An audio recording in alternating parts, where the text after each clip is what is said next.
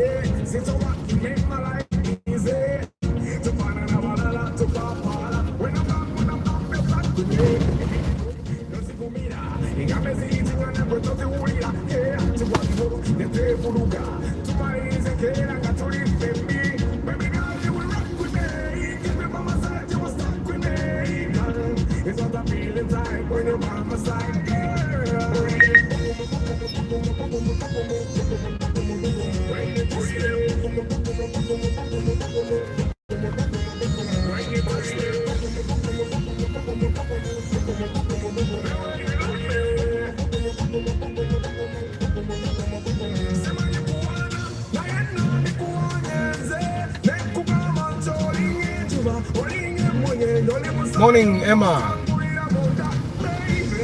Namwe abali mu Kamuli. Mwekwese yo. Baby girl, you were rocking me. Keep you by my side, you were stuck with me, girl. It's what I feel inside when you're by my side. Boogum, boogum, boogum, boogum.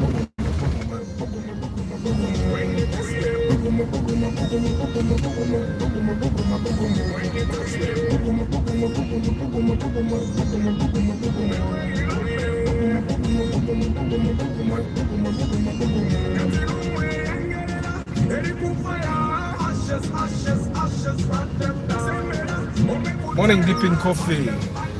Eka soundi. Kakoleko.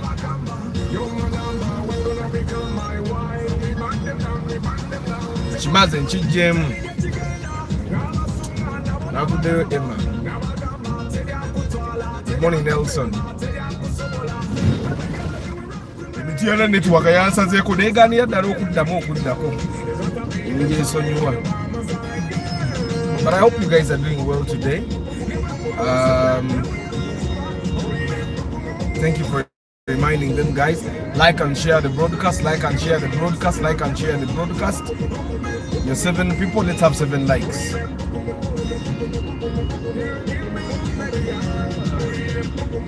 Yeah. Ompe pugumu. Mutiti munkuba. Mumpewo.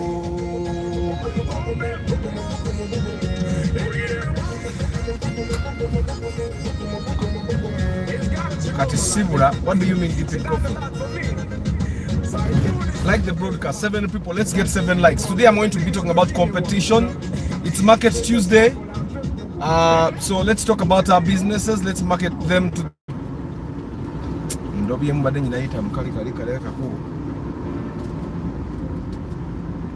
Market Tuesday. Let's market our businesses. Let's tell the world what we do, how much they have to pay for it. I'm the producer of the show that I encourage you to watch to support me and my team. It's called The Cafe. It shows every Saturday at 8 p.m. on a TV station called Pearl Magic Local via DSTV and GoTV. It's only people that have a GoTV decoder or a DSTV decoder that can watch. On GoTV, Pearl Magic Local is channel 302, and on DSTV it's channel 141. Don't forget, the repeats are on Monday at midday. Hey. But every Saturday 8 p.m. for not being at the cafe. It's one of those shows that I was shooting the times when Alinga Sokola regular broadcasts in the morning. I would be shooting day and night. Yeah, but finally it launched. Good morning Isaac, good morning Moses, good morning Antonio. I hope you guys are doing well today. Then I do pre-purchase inspection for people that want to buy cars. You pay me a small money, I come with a mechanic and we make sure you get a good car. And we make sure that as you're in the process of buying a car, you not only get a good car, but you also make the right choice. Of course, sometimes it doesn't matter how much I try to make these people understand, the heart wants what it wants. Yeah. Tiana navudde bana ina mukadde mujesonyiwe. Mujesonyiwe nasanze moroka 3 nga ziri ku UBP nga babikudde boneti. Nze nga ndi mu essine tawozwi. Yeah, but anyway, today is Market Tuesday. Ataina tracking device mu moroka yo, I'm your man. I'm your tracking device plug. Yes, I'm your plug for tracking devices. Hey man. Kajamu kalero kalengera. Nikatambula kale.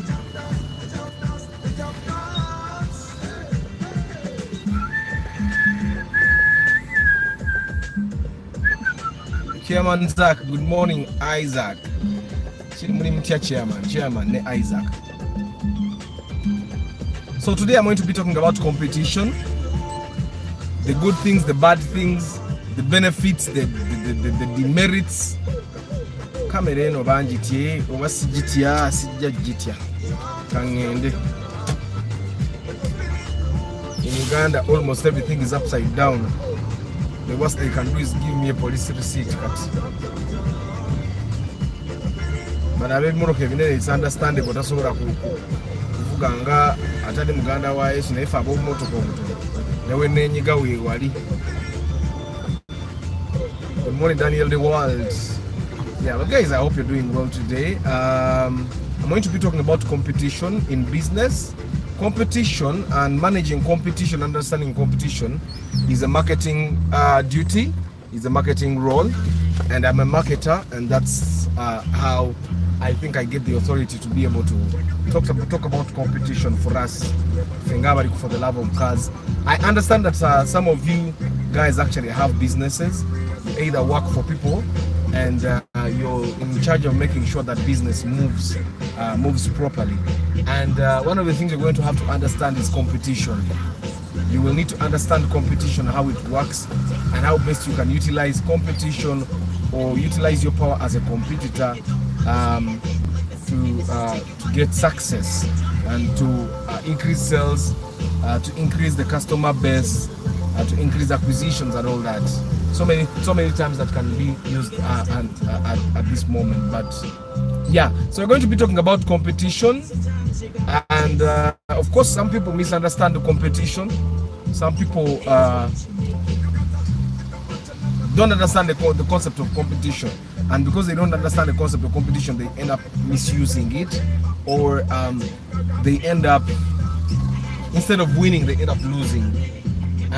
But with some of the people, we cannot really just, we cannot blame them. It's something that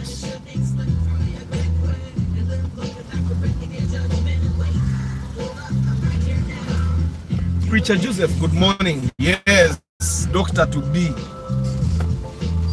Chitwala mwenye ya Yesu.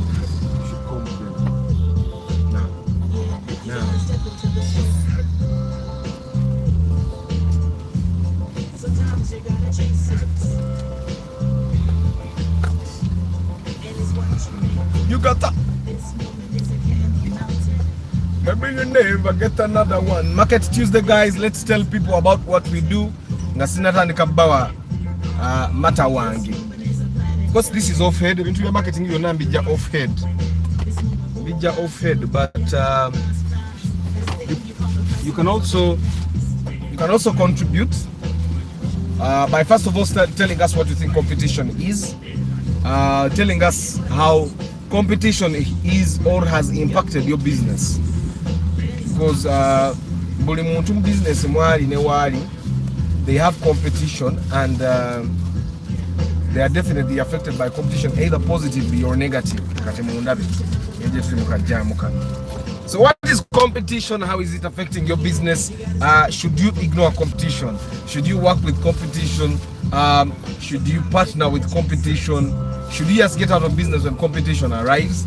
Some people are scared dead about of competition. Like tebagala competition. Like in our field for Mukatemba Jetuli, there are productions that we do. For example, we do productions for schools, and we need to work on texts that have already have been written by people, and so they own the copyright.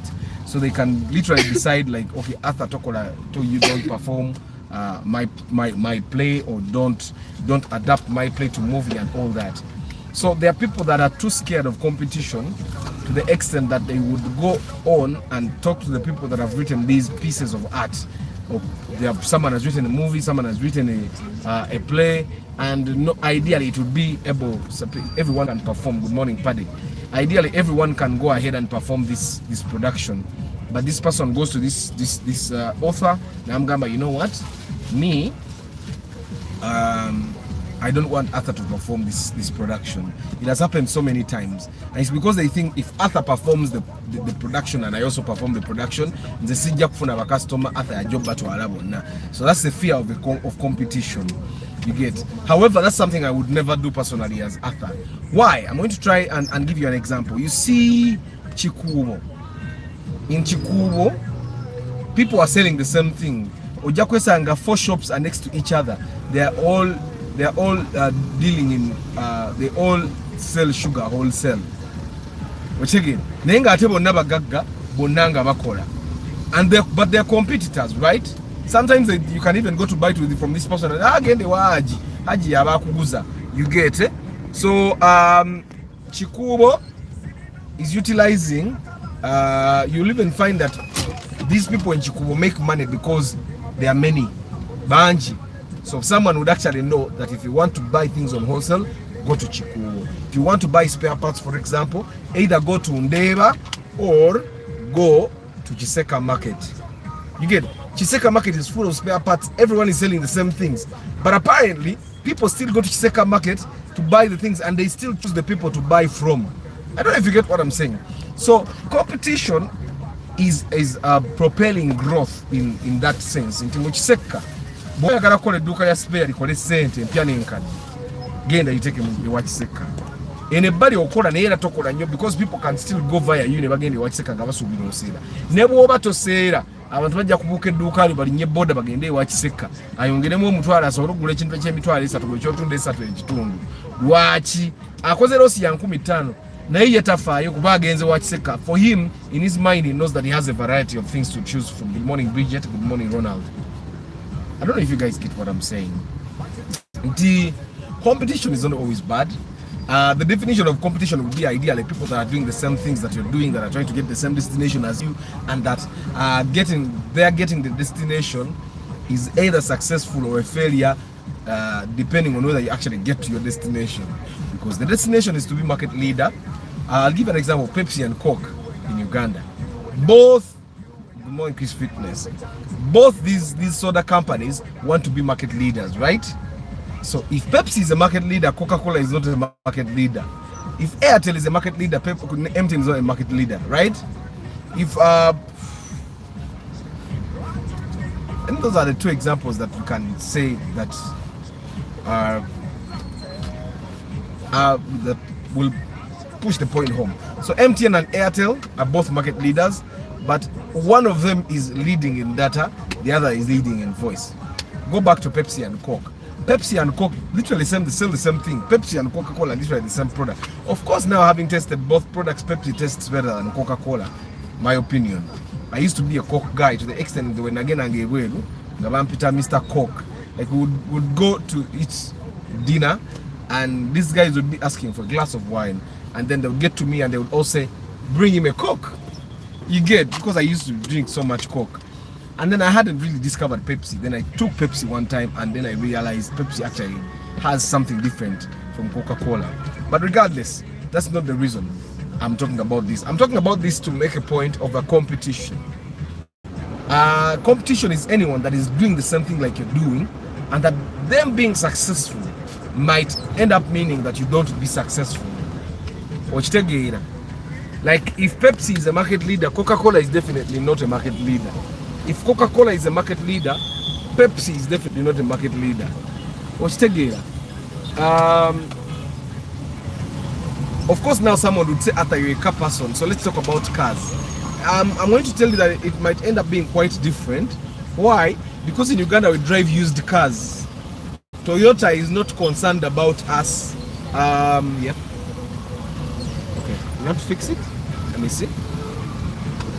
So Nissan or Mitsubishi is not concerned about who is market leader in Uganda, because those car companies are no longer benefiting from us. Those car companies sell new cars.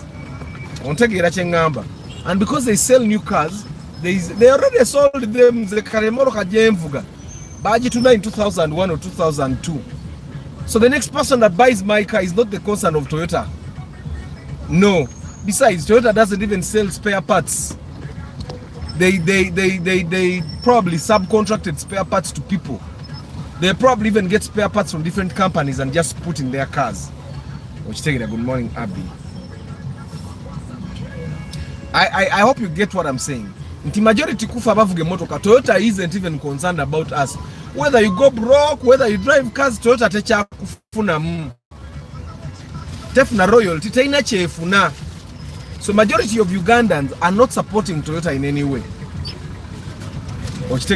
They are supporting used car dealers.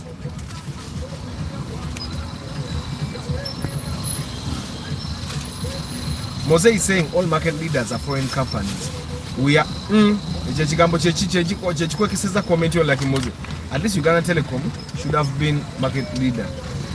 Yeah, but Uganda Telecom is a government company, and because it's a government company, we all know what happens with government things.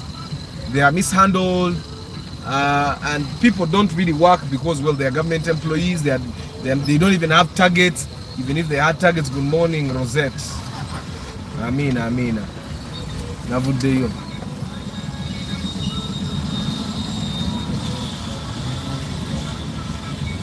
So market leaders are foreign companies. Why do you think they are foreign leaders? They are foreign companies. Because foreign companies work hard. Foreign companies have targets to hit. Foreign companies will do anything in their power to succeed, even if it means working with their competition. Even if it means working with their competition, I've said this time and again, I would gladly work with my competition. If my competition now knew what it means to work with their competition. The example that you guys have gotten is the example of Pepsi and Coca-Cola.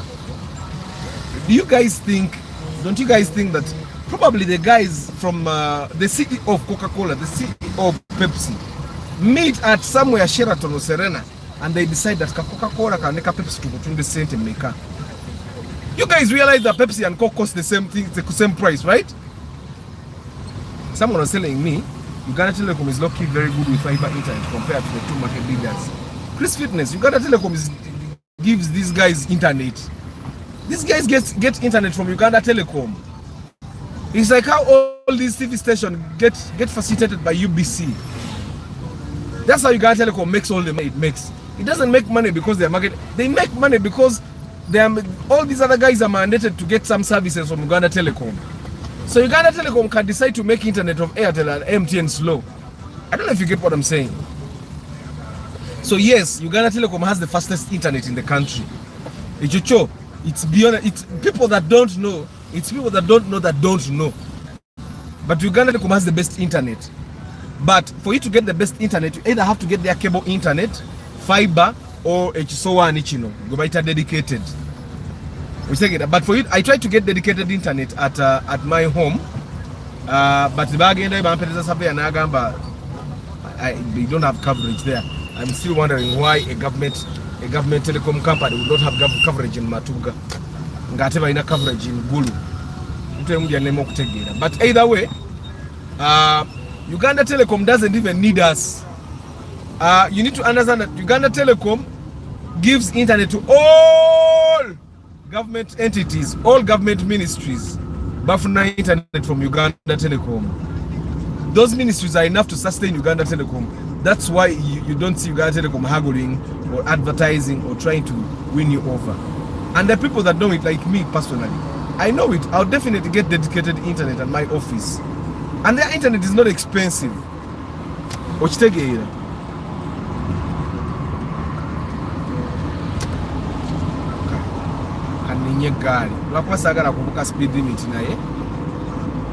So we are talking about competition, guys. Guys, competition is good for you.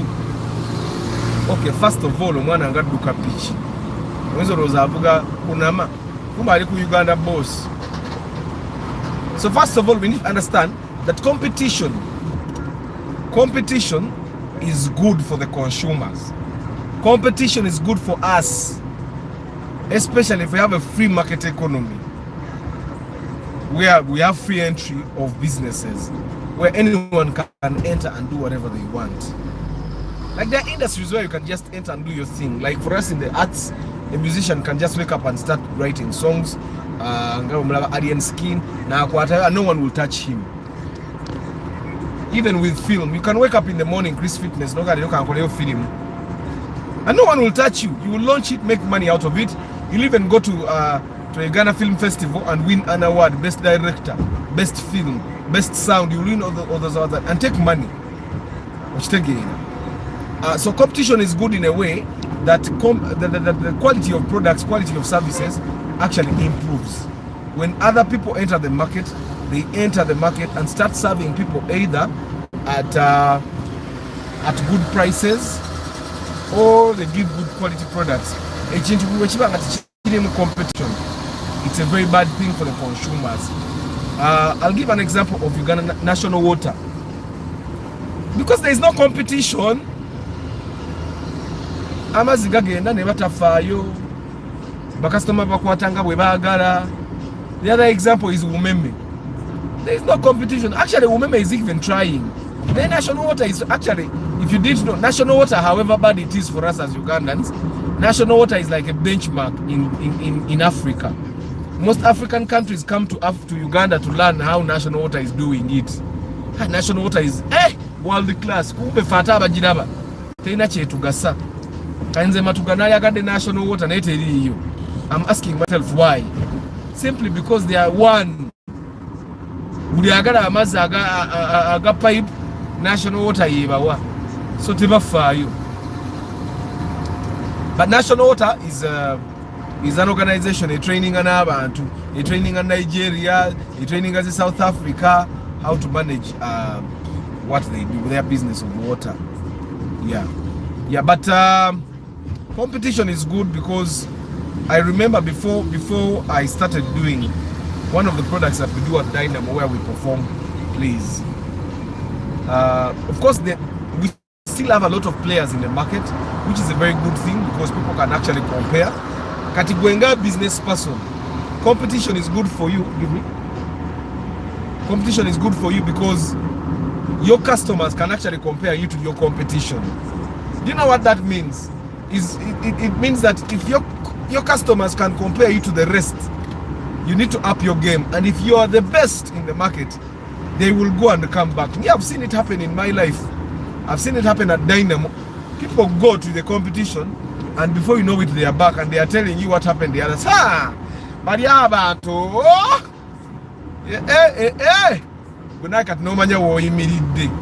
because when you understand that competition exists, you'll put in all the work that you need to put in to produce the best version of the products or service that you are producing.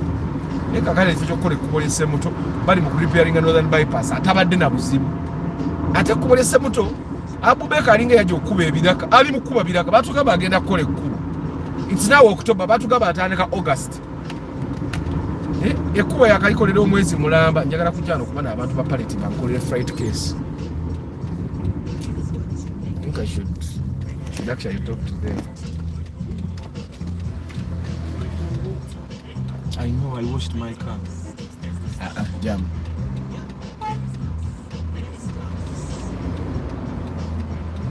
Bano kama yenyize mu double cabin nnyo.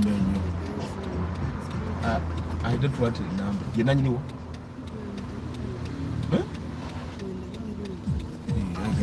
Sagala namba njagala kujja mulage kinjagala. Naye bwakikola. Kinjja kwetaga pallets nga 5 bamukala. Yes, competition is good. Me, I love competition. I find that if Ugandans embrace the concept of competition and worked properly with the concept of competition, we would be far as a country. But however, but now Uganda, you start finding that normally when they see someone as a competitor, you don't know that in an area, for example, but because eduuka liriwo limu tukimanyi nti bw'ataabe na kintu teri agenda kubanga akola ki because aliwo omu, so we end up buying things from the supermarket before we go home. But if there were like 3 shops in the same area, we would actually not buy things from the supermarket. Why? Because we would know nti oyo aba talina bye twagala neighbor we ayinza okuba abirina. That's how competition can help you benefit. So togenda nga mu kitundu oyagala obeere nga gwaliwo akola everything. Okitegeera, make sure that there are other people as well that are doing the same thing that you're doing. Chobola wakiseka bakola sente because hane Kampala road Mavoga gye tuwali abantu abatunda computer bayitirivu, but still every one of those guys actually makes money. Why? Aina byalina abalala bibatakola ki bibatayina. So even those guys themselves, they recommend him for business. Oba si kyekyo kibakola, you go to Mavoga gye center, Mavonga computer gyoyagala tagirina nagenda nagijje wa neighbor nagikuleetera. The neighbor is making money, Mavoga is making some money off of that. Okitegeera. So in a way, me I find that competition is a very, very, very good thing when we embrace it. And the only thing we need to do is understand the concept of competition. But there is a very basic unit of competition that we should not ignore. Yeriwa. Before you start thinking of other people as competition, think of yourself as competition. Otia, you are your own competition. Every morning when you wake up, think of getting better. Every morning when you wake up, today when you're at work, now kakati weman you got competition, it's people that have business that I think, oh, I have business, I have competition. Even you at your workplace, if let's say you are an executive, or you're a manager, or you're just an employee, and you're an employee and you're working with other people and you're basically competing with them, right? So all those guys that are competing with you are all those guys that are competing.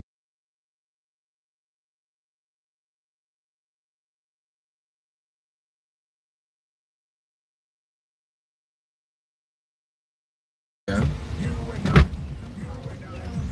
You're 5 years, yes. You're going to be 6 years next year in June, right? So competition, you're going to be 6 years in June next year. You're 5 years now. You'll be 6 years next year in June.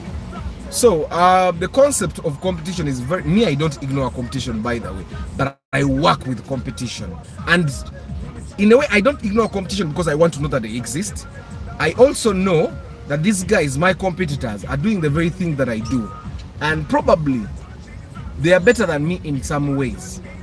But I don't try to beat them at what they do. If my competition, for example, is better than me to demo film, if my competition is better than me with camera angles, right? I will not try to beat them at camera angles. I will learn from them. I will instead improve an area where I think that I can beat them.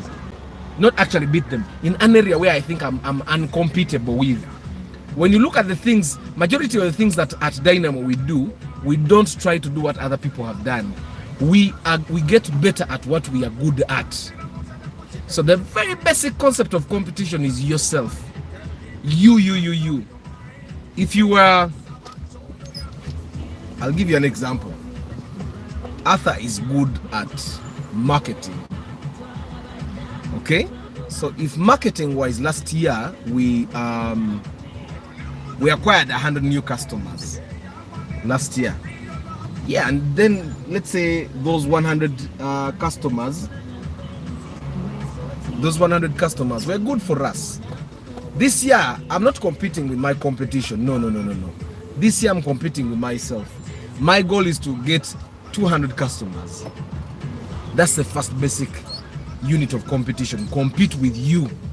Competition is so good in the business. You're always challenged to try and do better. Thank you, Mavoga Jet Center. Good morning, Andrew. Good morning, Brian. Chris Fitness is, I agree, it's better to focus on standing out than focusing on just beating your competition. True. So you did achieve something yesterday. Instead of trying to compete, instead of trying to get another person, hey, wake your brother, instead of getting another person out of the business, okay, instead of getting another person out of the business, yes, wake him up nicely. Ragnar,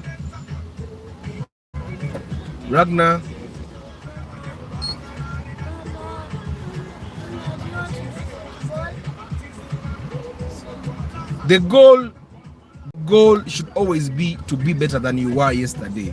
I've tried to make myself better. Even let's go back to the basic concept of relationship.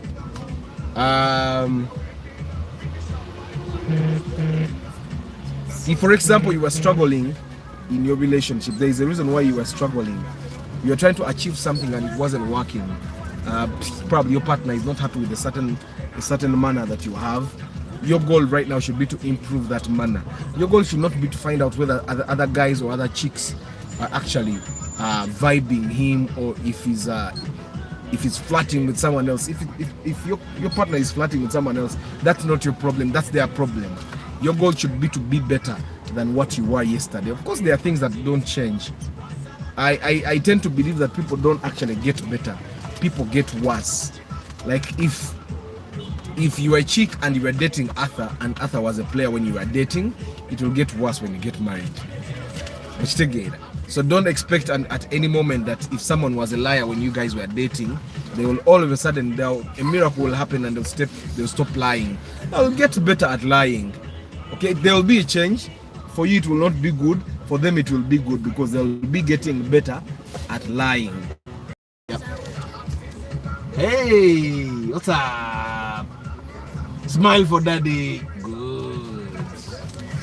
Yeah. So competition is very important. Me, I've been what normally we call double crossing. I've been double crossed.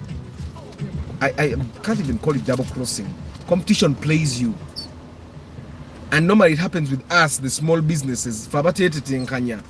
We are struggling. You beat your competition, and because your competition has gone, and you have some things that you're not doing very well for your customers end up going away from you, and you end up losing business. Nenga ate competition tewetaga kujikuba, you need to work with your competition.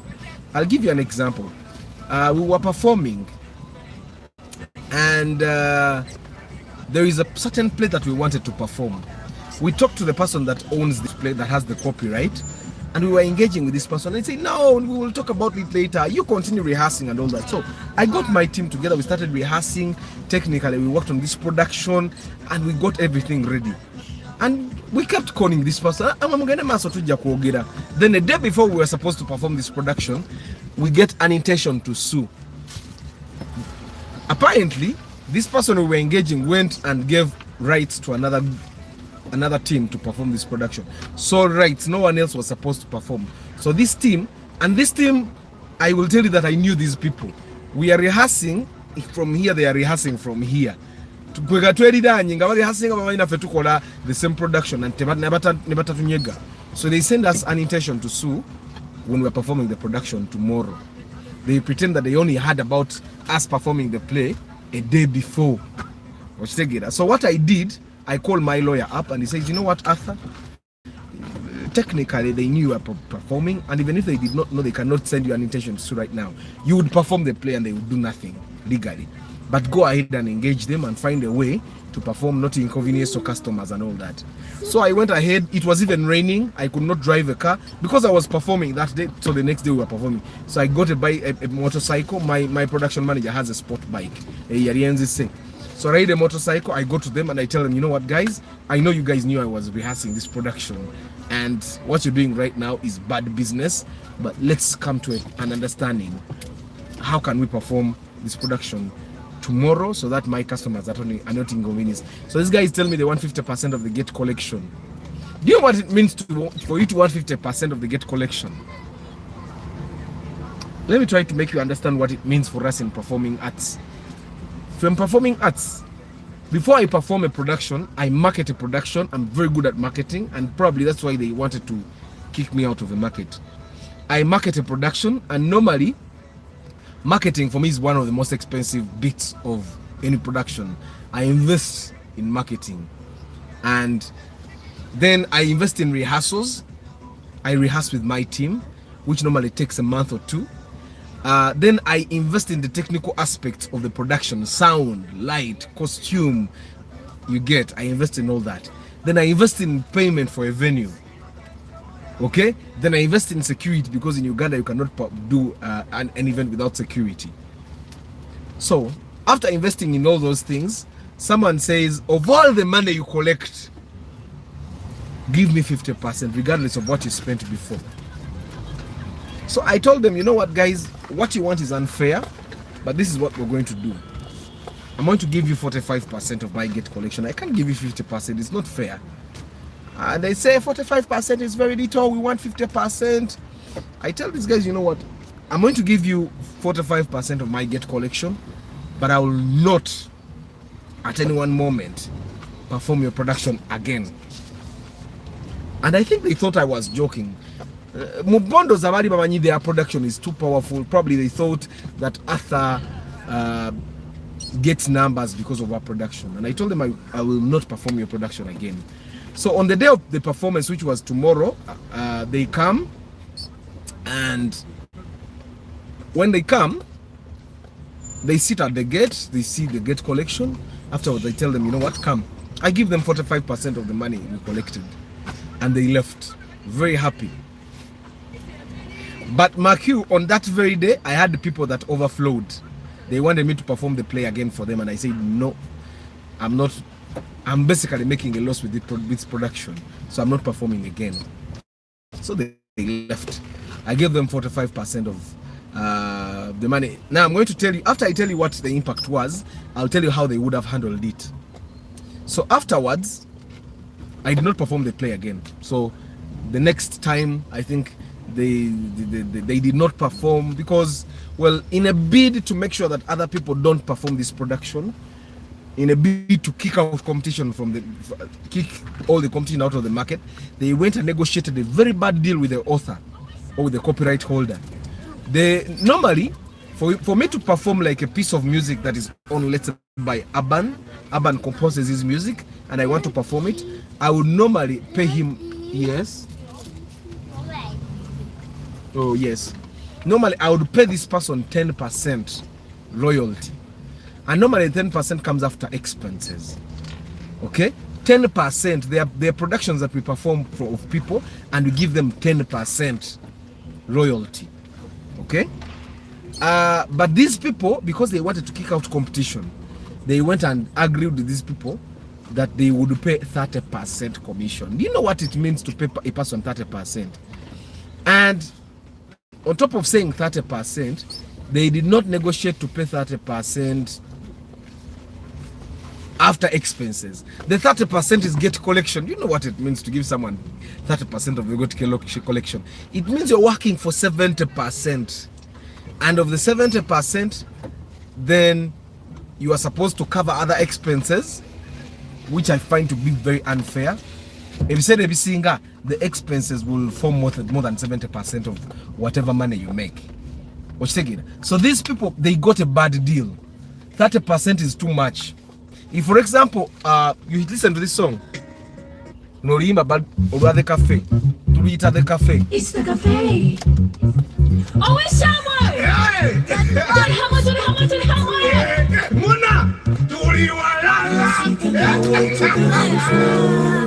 We can do it together as one. Nindebo Galaria Tukora Hamoy Nuwab Sinje Nuwabwe Emermon Betwaza Bueno Tukwat and say we can do it together as one. Kenya ukana mobuzarwa Nenyikiriza zaitu Nikekit fora Bembaganiza Tumbeke hangare to harmony. Yes, we can do it together.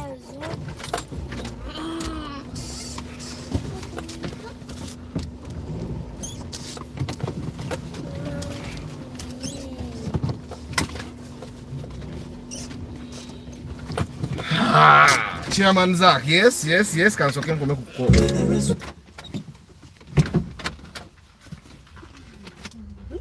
Fitness is saying How about the idea of collaborating with your competition instead of competing with them? Yes. At a competition versus customer care. Yes, I'm also coming there. But speaking of competition, when do you know when to walk away? No manyanti, you are not going to outcompete him in any angle. Uganda, Kugo trying to catch up with their standards. I think Chairman Zach, the goal should never be to catch up with anyone's standards. The goal, you know, normally when people, I've had questions from you guys, especially the guys. I give you money? Especially the guys that are in diaspora. You guys have been asking, Arthur, I have like 15 million.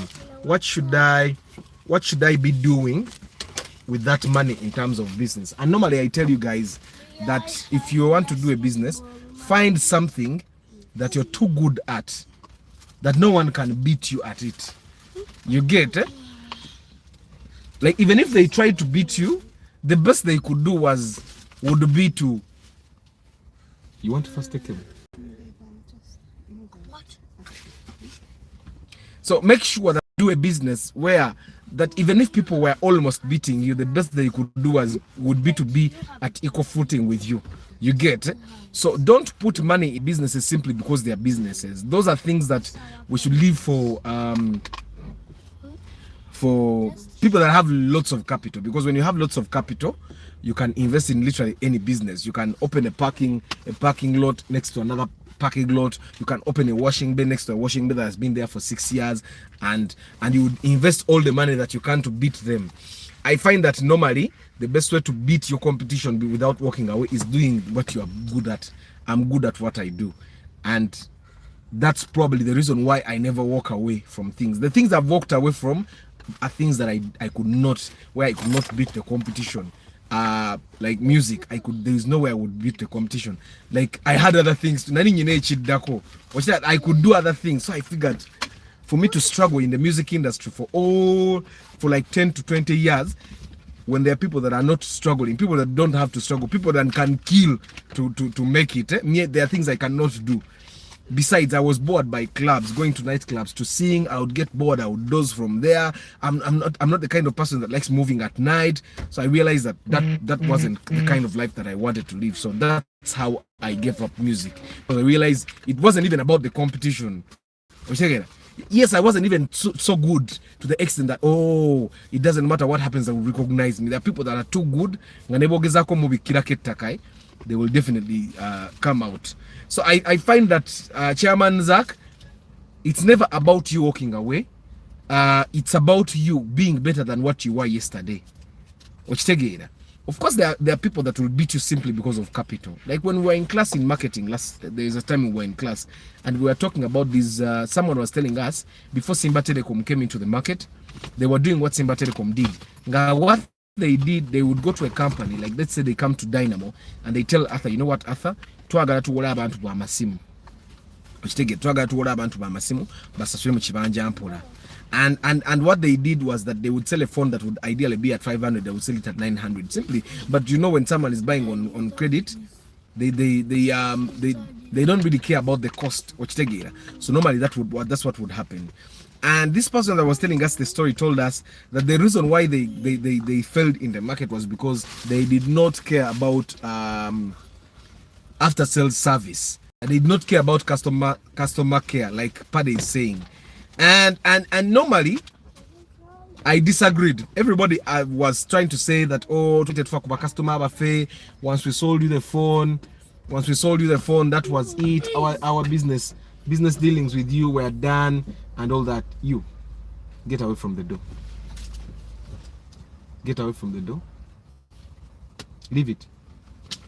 So but I disagreed with these people, and I still disagree to this day. I find that their competition was just too good. Their competition had a lot of money. Simba Telecom had a lot of money to invest, which means that Simba Telecom would bring better phones, first of all, but also Simba Telecom would give cheap phones at a cheaper price. You realize that these guys were surviving because they sold phones at a very expensive rate. But now Simba Telecom was selling phones not only cheaper, but they would give a longer credit period, and they would afford to even make some losses. So when someone has more competition than you, and there is no way you can beat them without having a lot of capital, then that's when you should give up. Personally, in the performing arts, I find that it's not a capital game. Sometimes people have a lot of money and they have no idea what to do. I find that for me, strength is in the people. As long as you have the right people working for you and you motivate them well enough, you don't really need a lot of capital, because they would work even without capital. Like when we shot the cafe, my team has not yet been paid, but they are going to do other pilots. They're going to shoot other work without even being paid yet. Because this team is dedicated to making sure that we move, that Dynamo moves and it goes ahead. So I find that the strength is in people. And it also depends on the industry that you're in, Chairman Zach. Because Ojaku Ingira industry, like the telecom industry, it's capital intensive. And you may have, and in the telecom industry, you may be there for 10 years without making money. But if you're the kind of person that cannot enter the telecom business and spend 10 years without making any money, 3 years down the road, you'll be like Warid Telecom. And of course, there are people that enter the business with that aim only, to sell. Ayingira business, abamenye, mumugure, afurume. So there are people that will definitely do that. Business to make a lot of money out of it.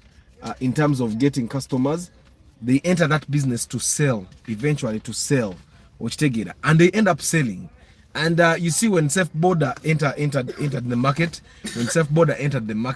you realize that this guy Rapper made more money by selling shares than by actually running Safe Border in the beginning. So you need to understand the angle of your business. You also need to understand that there are times you'll enter the business and your angle is to simply sell that business to your competitor. Because you're there, you give them headaches. There are things that have okay, deep in coffee I'm going to do. There are things that I'm doing right now. Nga business eyo sijikola nti njagala jifunamu kyamaanya. Sijja kukola sente. Naye nga bwe naatuuka okugitunda, I'm going to make a lot of money. There are things I've invested in, simply waiting for that day that people will come and say, you know what, how much do you want?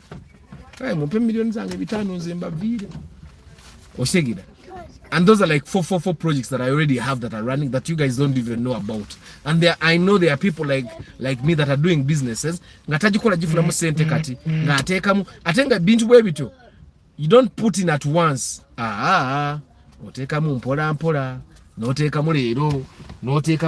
Wait, let me check if you signed enough thingies.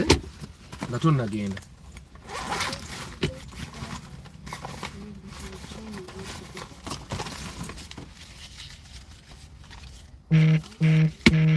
Yeah, I'm okay. Boys, be good. Be good. Thank you, Daddy. You're welcome. Yeah. So, it's better how the idea of collaborating with your competitors. Now, the idea of collaborating with your competitors has happened for a very long time. In the law business, these guys collaborate. In accounting, these guys collaborate. Ezimba mergers, they come and merge to form a bigger thing. And then they work on projects together. It's a marketing thing. It's because I never really talk about it. It's like a business can come together. Joint ventures. It's like how MTN and Airtel came to banks came together to create mobile banking apps and all that. Mobile banking, this is something that one bank could probably afford to do, but it's cheaper if they do it together. It's cheaper if they do it together, because when they do it together, every bank has its own customers, and because every bank has its own customers, so basically they are not competing. DFCU bank doesn't want people like Arthur. We are low net worth. You had, I think it was Yari DFC Kenya. It's closing accounts of businesses that have small savings. Until there is a threshold, they are saying this account because that's not their target. I believe that people that have small businesses like me should be in Equity Bank, Centenary Bank, is bank zezitafayo oba oyina sente entono oba oyina nnyingi kadeni bw'onooweza sente then you can go to banks like say DFCU, you can go to say to Stanbic, you can go to Standard Chartered and all those big banks okitegeera. So those guys zoke mwira kayimba kanga akacafe kankadde namu abatamanyi cafe eraga buli Saturday ku Pal Magic Local ngegani kayimba ka cafe kako.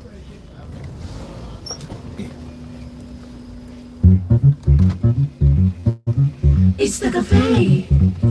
Oh, it's Hammer! Do the hammer, do the hammer, do the hammer! Muna! Turi walala!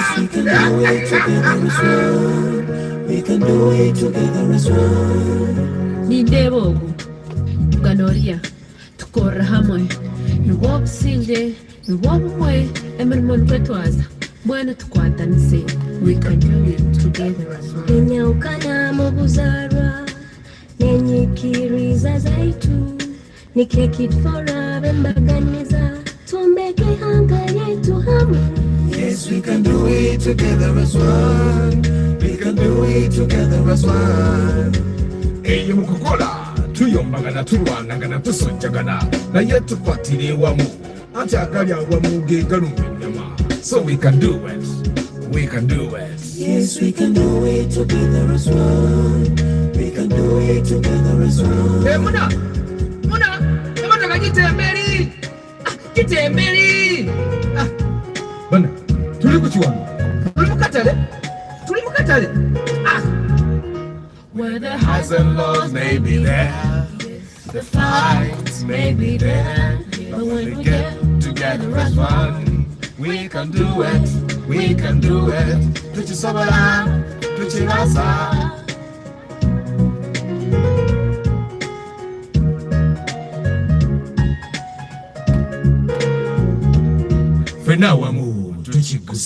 Yes, we are talking about competition today. Today is Market Tuesday, guys. Techigana kutugamba ku business zo banange. Tell us about your business and how we can support and where do we find you. Right now, I'm working with an engineer, one of the guys that I did pre-purchase inspection for, and he's going to redesign my house. Of course, it has an approved plan, but what the engineer did, he misread some of the details of the plan, and very small details, but I find that they changed the entire picture of the house. So I cannot use the design that I had of the house. So because I've seen this guy, some of the work this guy is doing, ekimu kyamuguze moroka je twagula fielder from the bond. Ekimu kyamuguza field eyo, it's because he has high net worth customers. Nti olumu yagenda okunona sente from a customer ng'agendedde ku border namugamba nedda sijja zikuwa. So he decided to buy a car. So he went on, started hiring cars ng'agenda okunona sente mba customer until he decided let me go and buy my own car. So he bought a fielder, and I decided that okay, I need to redesign this house, so I will work with someone that I know has done work like this. So he visited my home on Sunday. No, yes, on Sunday. He looked at the house, natwala photocopy a plan. So I will give you the results of what he's doing for me right now. In the sitting room, nemaga called the 3D impression. So he's going to do that work for me. I'll definitely pay. So when you see the work that he has done, probably you guys can also decide abatanakuba plan abatanazimba to see if you give him work. So that's why I'm not telling you about his company, I'm not telling you about his name, but let's wait and see what he does for me. So but we're talking about competition, and someone was saying, Chris Fitness was talking about collaborating with your competition, and I was telling you guys that there are businesses where collaborations are already working in accounting, in law, in engineering, instead of competing with people, you come together and make money together. When for example, the song is mixed with Nyankore, English, Luganda, and what else? There is Runyoro, there is Nyankore, there is Luganda, there is English, there is Lusoga. Yeah. So but the next seasons that will come of the cafe will definitely have more languages. I'm curious to see how the Lugbara will sing in the cafe song. I'm really curious. I'm curious to see how the Itesol can sing in that song. Yeah. Of course, we worked on this song with Mebo, and Mebo is Munyankore, and then we had Pamela, who is a Munyoro, and then we had Keith, who is a Musoga. And I did not write any bit of this song, by the way. Me, I was just given things to sing, and to approve. And of course, now Keith doesn't really know how to sing. He has to learn definitely. There is a product that we are working on that is music. He has to learn how to sing. So that's why he simply said, his line. He has ogera bogezi nga bonna.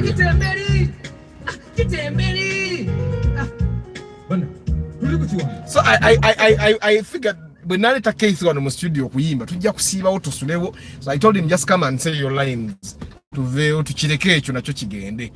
So anyway, today mu competition, you guys, it doesn't matter what industry you're in, you can actually work with your competition to make money. Ng'okoze nabo nga tobajje mu katale. Like the instance that I've given you of these people that made sure that we don't do this production, they ended up not doing the production again themselves because 30% was too high for them. They ended up the owners of that company buying no kujaoba actors basigalenga bo for them to start making deals with people like Arthur. Arthur, now you perform the play for 40%, so that they give 30% to the other person. Bo basigaze 10% ngaba nanyini company baliya kuweyo ngate ba performing, because for you to perform and give someone 30% ngataina cha atademu chiba chimenya. So eventually there is a time this person calls me yasaba 50%. Now kakati Arthur, mbadde njagala tufune middle ground tunonye okole naffe tukole mwanze 6 I don't do bad business. That's bad business. There is no way I'm giving someone 30% for doing nothing. Globally, and I'm speaking because I've worked with a composer that is international. Ori composer, people that can perform his music, ne bamwa 10% royalty. Bwaba mwagala abeerewo ku set naye bamusasula for being there. Okitegera, for being there naye bamusasula abawe services ze. But they give him 10% royalty. That's an international thing. Because we are in Uganda, me I give you 30% royalty. But eventually, nabo chabalemo kukola because it was a bad business. Nenga initially, senga bagenda, neba kola deal ne author. Neba mga, you know what, we'll give you 10%. Probably you can go to the other people. Now we 10%. Fena tusigale mukatale. Because we have been surviving in this market, inga fena tukola. Like in the market, Bobby Wine has there, been there, Bebe Kulu was there, Chameleon was there. They're all rich. Senga Bobby Wine aja nagamba, Bebe Kulu nze kamujeo. Oba Bebe Kulu naga, Chameleon kamujeo. You'll actually realize that the life was in the market because these three giants were there. But giant bana abasa tubakola. Hip hop, for example, katudemo hip hop. Babaluku bwe yaliwo, GNL nga wali, Munuji nga wali, Navi nga wali. The hip hop music scene was big. GNL bwe yagenda nafumbirwa ekintu tekikendera. Okitegera. Munuji nga takyalina gwa bisanyane. Munuji bwe yali abisanyane GNL, that alone would keep the vibe moving. Ne kati GNL bwe yafumbirwa ebintu eno nebikola ki? Nebyononeka kati hip hop takyaliyo. So you realize that competition actually keeps the mutesa n'okutesa n'ogamba GNL nze kankuba kayimba kano nkuvume nawe later reply. Tukamba music industry nesigala ng'eriwo because we live in a world where people are against each other. Ne bambeera nti you're not really against each other. Arthur bwagula Subaru XT achaliwe nagas Arthur nedda olese XT nze kandete kuruga. So it's healthy competition. I remember there is a friend of mine yali agenda bweru. So we used to compete with each other. Arthur njagala nze njagala kola milioni 2 omwaka guno. Nze njagala kola 15 ngenda kusinga. So when he got a job to go abroad, netandika okwogera ebyo ebintu. He used to do marketing with me, and there are things that I don't do in marketing, so he would do those things. He would do the cold calls, he would call the customers and all that. So as he was going, I told him, you know what, ogenda kutuleka wano naye tugenda kuba banene. Ojja tusanga tetukyasoboka. So that particular season, he did not do his job. He did not do his job. But atakola mulimu gwe, and I don't fault him anymore. I don't, because I realized he did not do his job, and the next seasons were much better. So I think it came from the competition in Chono. Guy we now muyambako guno omulundi. Ne mulekanga ali waggulu. Nyinza obutamusanga. So yandika ndi wansi. That's the season I made the biggest. Of course, I've done big losses, but with Dynamo, this has been the biggest. I did not even cover 30% of the expenses that season, but it was him. So yande kandi kutaka, and he came back like sometime later. Abadde mu Uganda for some time now. Nenga nekweka. Oh, eventually he went back because Uganda is not for the faint heart. Era bobodi kampala ngo survive nze emyaka gino. Ngo sobodde okusituka. No zimba yaka yumba. No gula yaka motoka. No kula bu business obulala. No zimba ku buzigo bwo. Muganda wange oli muzira. Uganda is not for the faint heart. So he came back and then eventually he went back. Naye when he came back in Uganda, he was hiding from me. Ye yamanya ki yakola. Nga nekweka. Ngatia n'okwogera nange because he knows what he did. But eventually we came back up. So that was bad competition. Competition erowooza nti ono omuntu bw'anaabeera nga atambulira ku pace kwali nze nnyinza obutamutuuka. Competition should not be you trying to beat other people. Competition should be you trying to be better than what you were yesterday. Otegera. And even if it means you working with your competition, do it. Mwe mulowooza nti Airtel ne MTN tebamanyi. They even go and sit down ba CEO bagenda ne batuula. And they strategize kakati bano baketu tubakubye tutya MTN ega ne Airtel gwe toyagala yo kugula yo muntu ketu mugule tumulemesa omugule and that's exactly what happens when Warid came. MTN ne Airtel banyiga paka Airtel we yagene ne ekola offer ne yaga Warid katubagule ne bagula. Mamono was a Vodafone. You guys remember Vodafone? For the guys that have been using internet for a very long time. I used to use Vodafone. Vodafone had very fast internet. Mamuno was ambu Vodafone imbuchi. Bano baba kuba left, right and center. Ne baba kuba even at police level. Osegira. Ne baba kuba paka bwe mugamba nti owa ekiganya. Muno was ambu like a mobile alina linya. Before it became like a mobile, it had another name. Nze najiko zangatina fuka like. Of course we are fuka like era nefa. Muno was ambu no all these telecom companies that come and go down. They come and go down imbuchi. Mbube bata inaba strategist. Teba inaba marketer. Let me tell you one thing, how your competition can actually beat you. You're hiring the author to come and market for your business. And your business starts working. Competition najidengera na business eno ngesi tusaniaji to the author. Bamu wa sente meka milioni satu buli mwezi. Na mpita na mpa musanvu. Mbutufu omuntu nga bamu wa milioni musanvu. Nebo oba gwenga joba deba kuwa satu. Guy na akuita na ngenda kuwa milioni musanvu kongereko ne benefits. Nemoro kajovuga nkade kankwe joba ovuga ya company. Mbutufu gendo kubarabara benefits. So guy asobola okukuba bwatyo nga takulemeseza takoze eki nakwata abantu abasinga okukola ki okusitula n'abawa emirimu n'abawa double the money you're giving them nakubiraawo just like that nga talina kyakoze talina wabula tuteki noonoonya omuntu adda mu kifo ky'oyo guy n'akubula because ono guy ojja musanga DNA business yo yali agitegedde okitegeera. So that's why it's important, by the way, to handle employees properly. Bobera ne employee wo nga gemanyi. Tomalaga mukwata bubi. Mwe benefits. By the way, people stay for benefits. Ebisere bisinga. Zino sente z'omwazi kozesa n'azimalawo. But the benefits, that's why people go and work for organizations like NSSF. Mu NSSF bayina sebo ne nasare. Ogenda ne baby wo muyonsa. Bakuwa breaks n'ogenda n'oyonsa omwana wo. How many companies do that? They have a daycare bayina n'abalabirira abaana. That's why NSSF year on, they are being elected as the best employer in Uganda because of the benefits that they give their employees. People go to companies because of medical insurance. On top of medical insurance, nebamuwa, let's say, lunch allowance, housing allowance, nebamuwa company kanga na mafuta siya agagula. Do you know what that means? Nti omuntu avuga dabo kabine nga ye tayinza kugisobola nebo bo muguza nkadi nga sente zayo takola ki. Kati omuntu nasigala mu yo company gagamba na ye ine moroka kucha bwengenda mu meetings z'ekika kuswaga lyendya ngenda avuga dabo kabini buli wengenda ngenda ne goodies mvata goodies ku company ngenda nempa abantu bange nganva wano kati kyakola you work really hard because of the benefits okitegeera. So ekyo tokyerabira nti competition wasobola okukuba ng'atute bantu bo balungi. Some of your best employees wabatwala akuba okitegeera. Is the cafe on DSTV? Catch up. Is DSTV catch up an app? I'm sure it is. You just find the channel. The channel is 141 for DSTV. For GoTV is 302. Yeah. Please dig deep on loyalties and shares. Loyalties, loyalties, and shares. Now, of course, shares is you owning a piece of something.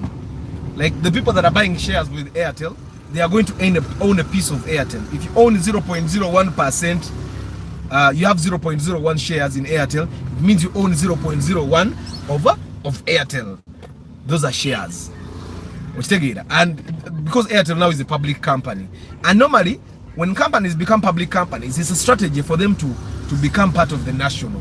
Like if Airtel is a public company right now, why? Because it's owned by nationals. A strategy abantu companies jikozesa nnyo kati ngola ba license ya Airtel when expiring. It's very hard for UCC to not renew the license of a company that is owned by nationals. Okujangekoza ekintu kinene nnyo. Okitegera kati abantu bana aba companies nene bali very strategic. They have very good marketing brains. They have very good strategists. Nti batuula ne bagaka kati license ya fenati oku expiring atuyina bye tukoze bitasanyusa. For example, the data speeds. Fenati chimanyi data speeds imbi. Like whenever mitiana, we should not have a place in Uganda where data goes off ngabo yabadde avaako. But babi manyi, the UCC gets the complaints. Katira UCC esobola okugira. Ne bagamba mumanyi ati tugenda bari renewing a license because of this and this. Okitegera.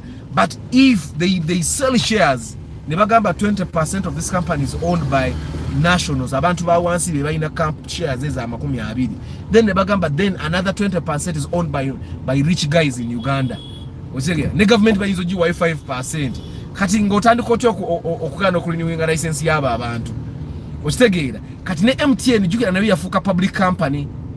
Kati these two companies who are the giants in the telecom world, ogenda kuvaawo bakube gwe jekengo ovudde bulaya wo ne billions eze sente mozokutandika telecom company eyo era bagenda kukuba bakube ebintu ebimu tebiri written. You guys have heard of what is called cartels. Businesses create cartels. Ne bagamba your business yo eri yange tojjayo sijjawo. That's what they call a cartel.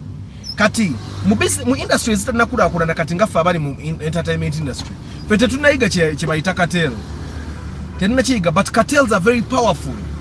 Cartels are very powerful in the industry. In all industries basically in the world. Cartels is really powerful. What about Israel in Palestine? There are cartels that are controlling that. Kati waliwo batunda ebyokulwanyisa nga bo batunda Russia. Waliwo batunda ebyokulwanyisa nga batunda Israel.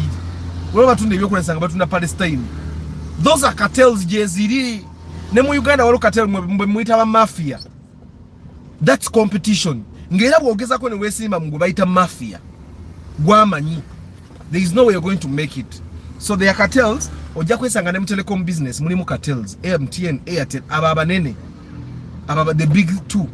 Nga there are cartels. Kati ojja ne mu data. Ne mu data mwenyine ojja kwesanga mulimu cartels. Nga yensenga lwaki bayita batyano. This fiber internet company. Nga bote balina gye balaga babeera yeeyo. Gabakola sente. Nenga tebalina gye balaga. Ne mu parliament batuuka bamanyi nti tubwe tuwono sente bwe tuwoli fe tu. Those are cartels. That's why it's important toying the business jotakola ki jotategeera. I will tell you nti nafe mu entertainment industry mulimu abakuba ebikono ne wesanga nti for example ku TV kuliko bi TV show bivundu namwe mukimubiraba nokani katono guy wakono yayingira atya ku TV cartel mweziri. Kadi the sooner you learn what the cartels are, how powerful they are, because kati cartel obogenda competing na cartel obato competing na because you see. For example, there is Shell here. The chintu cha price ba chijiyo. Bina nkaga. Sijaganywa lero njaganywa ulala. You guys need to realize Shell Total. Do you think the CEOs of Shell and Total tebazanya golf bonna? Bagene ne bazanya. Oyo wa making na kuzino.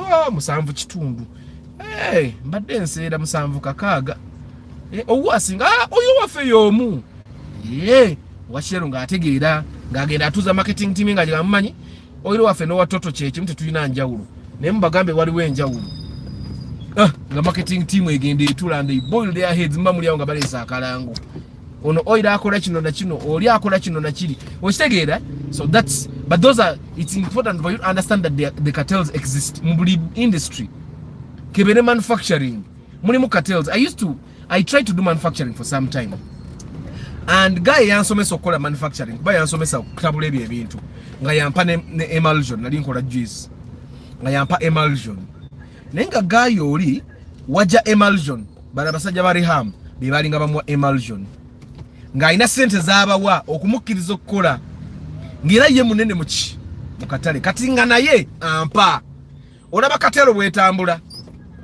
He also gave me era nga sisobola kumuyitamu nengenda wabakamabe. There is a time I actually tried nengenda because guy yali aited nga when you're in the market, because I'm a very aggressive person, I would go to the market nentunda.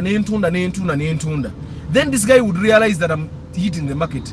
Then when my emulsion runs out, I go to get more emulsion. Tells me, hi, emulsion yabuze tulinda ave yindi agenda kujja myezi ng'etaano nenga yakola. For him would be working kati ngaddamu nga awamba akatale. So eventually I got tired of it and I said, let me go to these guys that supply him. So when I went there, okumanyanga katelo kintu kikulu nnyo, they called him nga nkyali awo nankuya nangamba nebwe afa nawe biki byokola nagamba nze nkuwe emulsion kataba abasajja otwalidde waali. Then I was asking myself, ono ebiseera nga sinaba kutegeera bintu bino bya business nnyo nenebuuza bano gaya ate lwaki bamukubidde. Kumbe for them they have an arrangement. We give you can find the people you give, just make sure you pay our royalty. Katiranga nawo ina sente z'omu okusigaza mu katale. So you need to understand chobola bambagamba ebiseera ebisinga when you ask me after nyina million 2 njagala kola business, which business should invest in a business where nobody can beat you. Nga katero ne bweziba weziri katero ye ino kunonye kugamba why jango twegatteko because them bintu byenkola. Some of the things I do the cartel would want me to join them. Ostegeera the cartel, I may not be able to beat the cartel, but I'm strong. And I'm not competing with the cartel wherever it exists. Because cartels exist everywhere. But competition is a very good... Ninda bona agenda vuga wano. Uba achuka. Yendo no muntu. Nego manyo kuchuka ngolaba jamu mungi. Ate ne batabanno. Gaya abadde ali mu kukyuka sijja kujja ebitala bigamba red mwagala mu nkwate era maze bbawa mataala abo bemulaba simaze gajja ojja bwoti nakwimiza nakubuza where are you going, the right is red chokanga banno baba dabawa go ahead. So is it okay to interact with your competition? Now Emma, to interact with your competition there are things that are involved. You need to get your facts straight. How good or how bad are your competition? Because abasajja ba mu kikubo balaba they interact. Abasajja be wakiseko balaba they interact. Because it's very hard for you to do business as an island. Me, I talk to my competition. But I don't talk about them. I don't talk to them about everything. I can spend years without talking to my competition. What do we be to gatta? Or you know kumanya bichi ebibagatta ne competition yo. Regulatory issues bigata competition.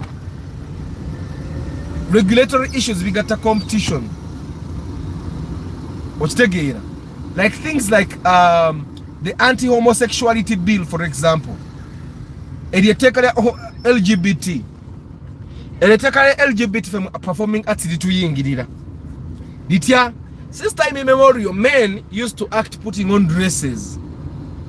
Ngabasanyanga bambadde ebiteeteeyi. But do you realize that muteka omuntu akyasobola okukuloopa ng'oli mu kuzannya muzannyo gwo, which is okay, n'agamba olw'okuba omusajja wazanye ng'oyambadde ekiteeteeyi, you're promoting homosexuality?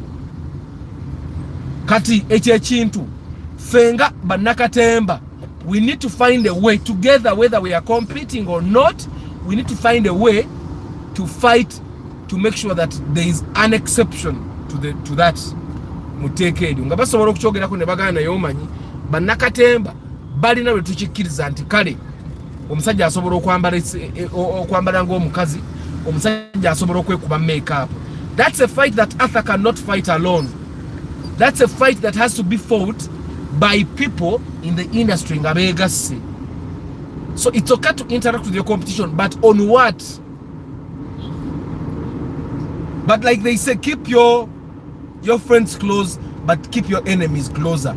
Your competition is almost an enemy. Your competition is not really an enemy, but is almost an enemy.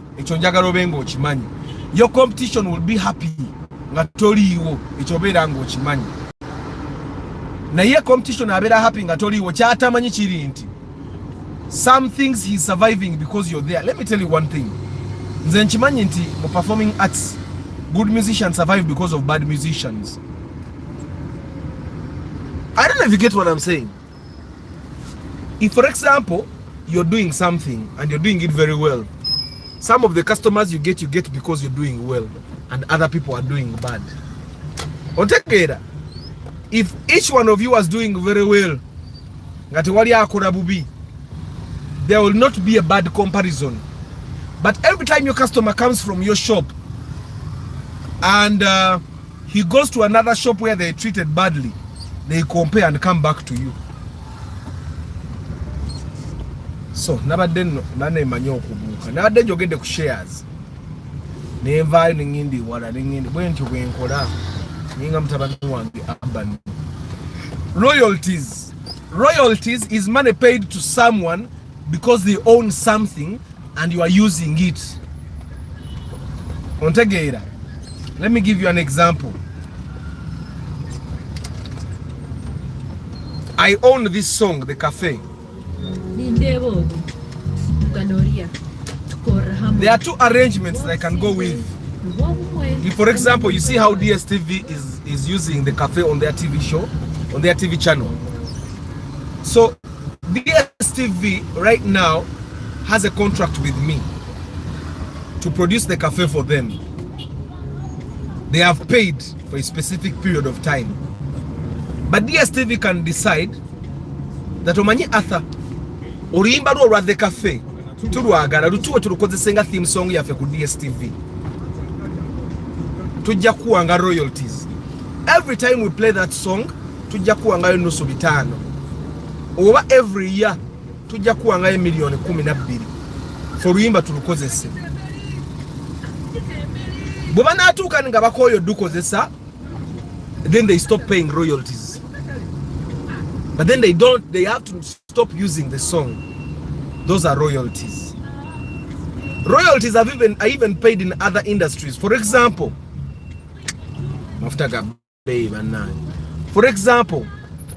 olaba the new Toyota Starlet. The new Toyota Starlet is a collaboration between competitors. Suzuki and Toyota were competitors in the beginning, but they came together and produced the new Toyota Starlet.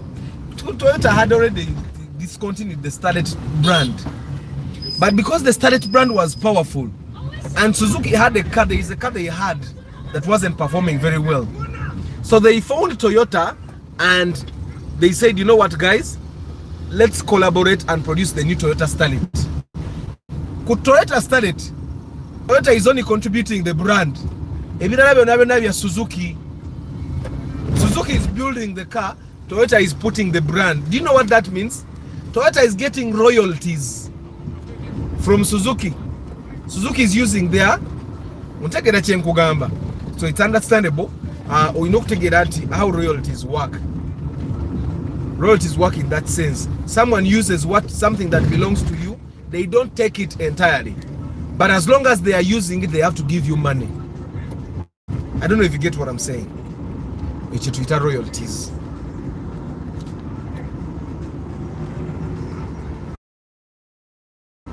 Luke Barra rap is quite dope. I've listened to a few of their rappers. In Zembali, in Zajabate Kamu Cafe. Hi Arthur. Kulika yo. Kumugange jo. Sebo lwatu se kumufene. Noweta. Nobuza network. Tewasibude na kusibu. Munange network yavudeko. By the way, yesterday I wasn't going kumuganga. We had an event kusomero yange yemiti yana je nasomere. Somero entero bagamba.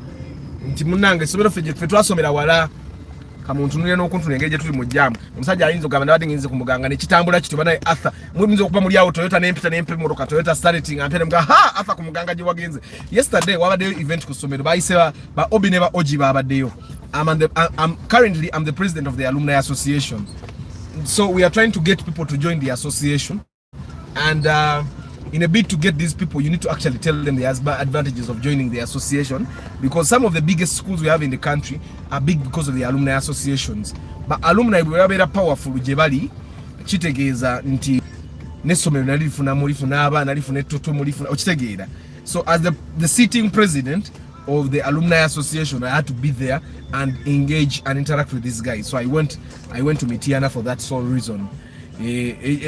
Olokuba navuze kubo lya takasebo tata bogama nade ngenze kumuganga nedda tata nade ngenze Mitiana, but it's easier for me to go through those routes when mbakuvuga nze bwise atenzire ebusega. That's a long journey.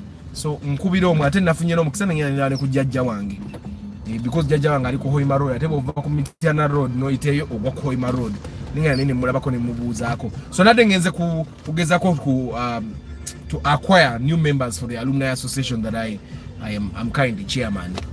Yeah. Network ya Airtel ombiyo ndoza mujira bolo mtu tubana mu Kampala network era ne ikola ki nevaako nenga navuddeyo. Good morning October. But NBS and NTV are in direct competition, and they are all standing out because I'll tell you that these people are standing out because they are unique. For example, NBS is a live broadcast TV. Their tagline is always, we are there always. Buli webali ewali akakubye NBS ebera okuba live. NBS ebera okuba live. However, NTV is a more conservative TV station where they do everything off the book. At midday, normally this research has shown that at midday people are watching this. So NTV is an off the book TV. That's what our CEO does during appraisals. He asks what would make you happy and comfortable to keep working for him. He even goes to ask what motivations to stay. Exactly, that's what CEOs are supposed to do. You get some of your important team members and you engage them, make sure that they stay, because those guys are full of business. It's important that as a business owner you don't banja abanonye emirimu naye sibona nti basobola okukola omuntu oyo gw'olina kyakola. And it's easy for you to think that you will get someone that will do what that person is doing bw'aba agenze n'ojja funa omuntu nga tasobola mutuuka because ono muntu ebiseera your business is in their DNA. Okitegeera. I always tell him nze nkola kufuna sente and I good work life balance is a Danish value that is held high regardless. Yeah. Why don't you guys of DSTV introduce a package which shows football only at a cheaper price? Ekirungi nti gyensoma marketing omu ku bansomesa is in marketing at DSTV. I'll talk to her. Kubanza sikola mu DSTV. I'm also a supplier. I'm a supplier of content for DSTV. Omuswazi nga agenda kukozesa katemba okugusa ekintu ki. Omusiyazi. Yeah, that's what they would think, but you know JK, it's kuvadda mu katemba. Abasajja bayambalanga abakazi bayambalanga abasajja ne batekako ne makeup yeetagisa. Tekyali nti they are promoting busiyazi, but you know, theater is a mirror of society. And there are things, for example, I'll tell you that there are parts that cannot be acted by a woman, even when they are female parts. Na musajja ya George sobola nga yeetaga either amaanyi mangi, okitegeera, obanga ina personality trait gye yeetaga ng'omukazi tajja sobola gituwa. So under those circumstances, we get a man to dress. And then there are also dramatic situations that require a male character to act as a female. But of course, kati mwebe bintu muyinza obutabitegeera.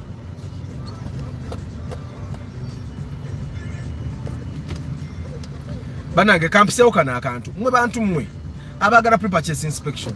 My fee is 400,000. If my service is not worth 400,000, please don't come to me. Nkoyo okunegotiating n'abantu mu inbox, you make me feel guilty. Gwe pre-purchase inspection for the next car you're going to buy is not worth 400,000. Please don't come to me. Eje mitwala na misente ntono nnyo nga bwemuziwulira. Nteje mitwala na bobo noonya motoka ngosaze ogwe kunoonya motoka ngaggwe ngogenda tambula ne makanika. You're going to spend more than that money. Over sichecho, you'll get a bad car. Bambi, don't negotiate. Right now there is someone in my inbox. Yaga kankwe mitwala abiri. Nimuga sijja kukolera mitwala abiri. Njagala emitwala ana. kati ampereza message kankuwa emitwalo 3 me don't negotiate with me nkolera ate next stage genda bana mu 5 nga bogatamu olunaku olwokusatu giba 5 nga bogata enako endala zonna zogatamu gibe emitwalo ogatake emitwalo meka 15 per day okitegeera. I really want people that value my service, because kusente ezo zompa, you're not just paying for your pre-purchase inspection. There are other things you're paying for.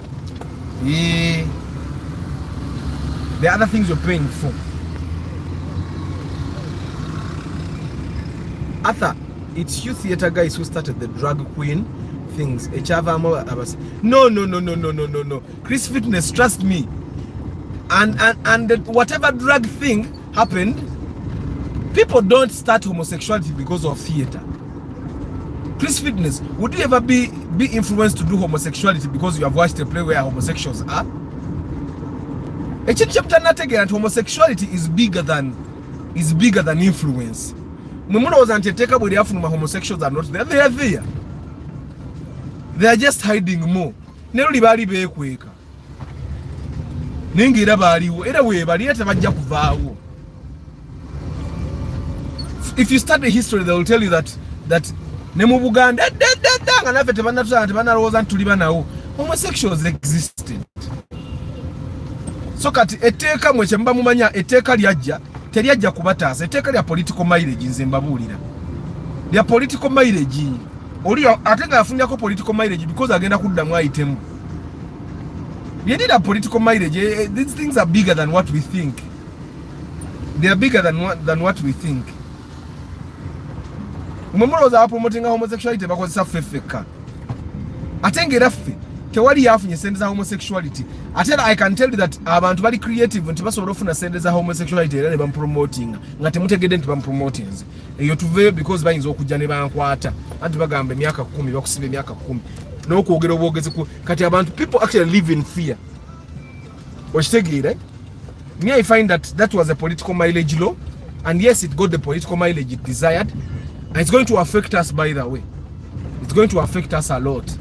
Nozira mukira n'amafuta gaali nyadda. So kati Femu Theatre we never promoted homosexuality, and because you don't find Femu Theatre abantu tebalimu. Mu theatre mwe mukyasinza okuba abantu abali straight yobola nti sirimu atambula nnyo. Abantu baffe bali straight nnyo. Kati nze ngontwala otya eyo bannange. Kubimama ebiri e Kampala mbunga ki nga nnoonya ki ku musajja munnange. Temumanyi kumanya abaana balina nnyashi. Ng'ova ku nnyashi ng'ogenda wa. Of course ne bali nabo banoonya nnyashi, naye nnyashi gye banoonya baginoonya bubi bannange. Omuyayi wuli avuga wanuwe. So Fitness fa bomu entertainment mutuleke temutuwayiriza na tuwayiriza. Nze omuntu nyine omuntu omugwe mmanyi yafuna funding nga emizanyo gyakola girimu homosexuality, but she wasn't actually promoting because naye ali straight. Mumanyi okumanya mumanyi yalinga mukyala naye nga ne ba student abali abaana abato nga abalya nalo ngate yali mukyala mukulu, so mumanyi nti naye tali yeeyo. But she was not promoting anything. Ye just nti akkiriza nti aba bantu nabo babeerewo kuba nabo bantu okitegeera. But anyway tuveeyo wabula Katonda yatonda nnyashi. Mwe muve nnyashi gireke maani. Olaba okumanya nnyashi y'amaanyi ne bali abasajja wadde bava ku kituufu naye nabeera banyonya nnyashi. Mwe nnyashi girabe edduka.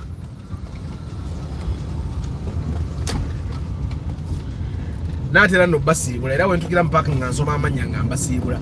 Ani alina ekibuuzo ku competition. Competition is not bad. Competition is good. Use competition to benchmark and better your practice. Use competition to learn and do things better. Okitegeera, because competition has never been bad. Ekyo njagala mbeere nga mukimanyi.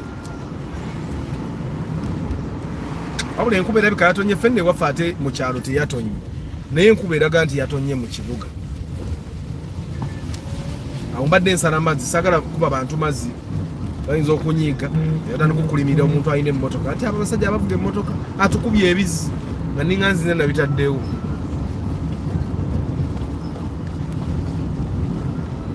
naye nga ndooza kalesoni kaleero akamaketingi katukoledde atayize oliko ekikyamu ebyokuyiga olwaleero bibadde bingi olaba nange enjize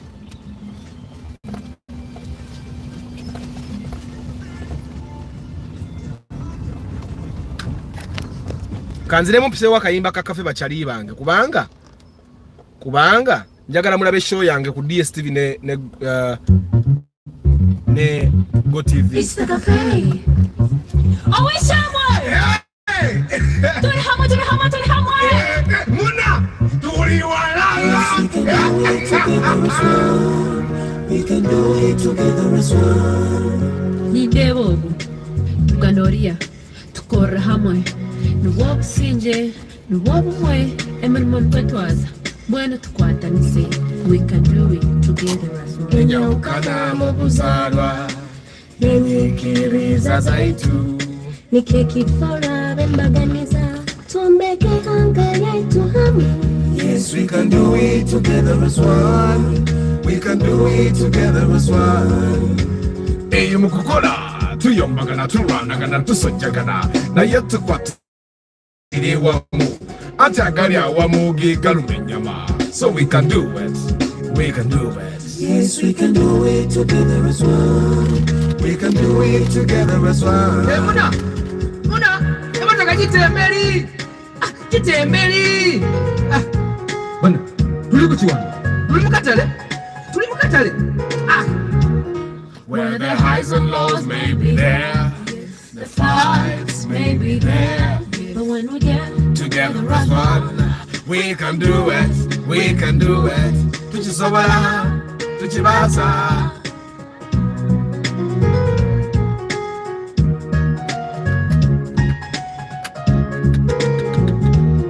Venawamu, tuchikusa. Yes. Today Market Tuesday competition nchimanyi oyize kampiteko mumanya bana endudde okusoma amanya anti network olumu enzijako olumu nenziruka ndekati Emma Bujuko, Deep in Coffee, Wabui Nelson, Antonio Nimba Services, Moses Heath, Isaac Luyirika, Oyo Surveyor, Chairman Zach, Daniel DeWalt, Preacher Joseph, the Regional Gospel Church, Pade Mutumba, Bridget Kakai, Toddy Ronald, Lubura Chris Fitness, Abi Bukenya, Mavor Gadget Center, Brian Bude, Andrew Okuni, Chris Fitness, Chairman Zach, Saidi Musoke, Michael Ruzige, JK of course, Moses Heath, Jared, Teddy B, Andrew Okuni, Access News, Luima Jimmy, October, Gero Printing Best, yes, of course, Daniel DeWalt. Kale bagayi bange kamba sibule. Let me see you tomorrow. Don't forget to utilize competition in a positive way. Torwana nnyo kulemesa abantu bala because olumo ojja kulemesa abala ate nawe weeremesezeemu. Remember buli wolowooza omuntu ti competition, remember nti omukisa gwo guyinza oba guyitidde mwoyo omuntu. I normally tell people abamanyi nti witchcraft gyali. Have you seen someone naaloga abalala bonna babeere baavu n'amaliriza nga naye mwavu? Okitegeera because olumu oyagala bali badde wansi naye nga ate bozza wansi be balimu omukisa go nga senga bayimuse nawe walikoze eki nawe walimuse. So ekintu kiri kimu kyemmanyi nti in whatever we do, let's endeavor to make sure that other people also have a good life, because if those other people have a good life tomanya omukisa go guyinza oyitira muntu oyo. Otherwise senga onogezaako okulemesa omuntu omulala agwe wansi because you think if they get better your life will lose, ojja kwesanga nga agudde ninga ateggo ogudde even further. Oba olumu ojja kwesanga nga akwesonye n'akwesalako n'addamu n'asituka naye ku luno bw'asituka eyali badde asituka naawe nga yakwesalako dda n'atasituka naawe. That's why I normally find that it's very good to live, let's say, in harmony. That's why you find ne bw'owuliza oluyimba lwa cafe, it's I'm preaching togetherness. I find that bino ebintu byonna byonna bituli mu ggwanga lyaffe tribalism and all abo bachi bano simanya babi bali balungi simanya bano kwa that's all a bad thing. I used to be omanyi ndi musajja Muganda and I've had a lot of Baganda people say Abaganda babi nnyo Abaganda bankwe. I will tell you that buli tribe erimu abali benkwe buli tribe erimu abantu ababi. Inze I've been helped by that. I've been helped by a lot of Baganda. And I've also been betrayed by a lot of people that are not Baganda. So konkoli na membo amanene ga Rwasa. Kona gabbiri ngamanyi ngagaliko ne nyongeza. I've been helped by a lot of Baganda. So nze tosobola kuveeri no ngamba nti Abaganda babi. Ate tosobola kungamba nti Abanyankole babi. Tosobola kungamba nti Abagishu babi. Buli tribe erimu abalungi, buli tribe erimu ababi. Okitegeera. You just have to find the good ones and work with them and avoid the bad ones. So that's the message that is in the cafe. The cafe is a multicultural environment. Mulimu abantu ba tribes zonna bekubane beyigirako ne bakola ki, but you need to understand that you have to work with people from all sorts of walks of life. This broadcast has been so powerful. Director Arthur Osana kusaba ka tuition sina kavera wachi toina kavera genda okafune kati ngenda nyine ebintu bingi byenkwata genda okafune tuition mumusasula mu ngeri ndala musasula tuition by recommending people first of all to come to pre-purchase inspection bampaka center ako, then of course recommending people to come and buy tracking devices, but esaawe engeri yokayoka gyosobola okusasula tuition boba tolese bali laba show yange the cafe eri ku Pearl Magic Local buli lwa mukaga saawa 2. Era we betandika bweti linnya lyange liri soka created by. That's how you'll know that that's my show. It's called The Cafe, Saturday sawa 2 ezekiro, then ku Monday waliwo repeat ku sawa mukaga ezemisana. Mukama abawo mukisa bakyali bali. Let me see you tomorrow at 7:15. Ciao.